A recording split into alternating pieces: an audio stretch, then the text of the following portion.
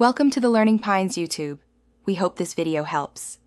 In this video, I will explain how to buy meme coins with Exodus, step by step. First, you will need to download and set up your Exodus wallet, which is a secure and intuitive platform.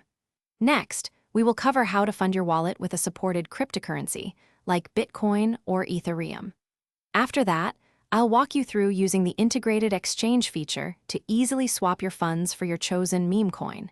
It's a simple process designed for everyone. To begin, open your Exodus wallet and select the cryptocurrency you wish to deposit, such as Bitcoin or Ethereum. Click on the Receive button to display your unique wallet address and QR code. Carefully copy this address or scan the code, then use it to send funds from another exchange or wallet. Your funds should appear in your Exodus wallet within a few minutes, ready for the next step. Now that your wallet is funded, navigate to the Exchange tab within Exodus.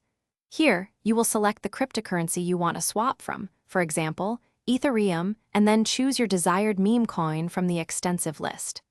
Exodus provides real-time exchange rates, so you can see exactly what you are getting.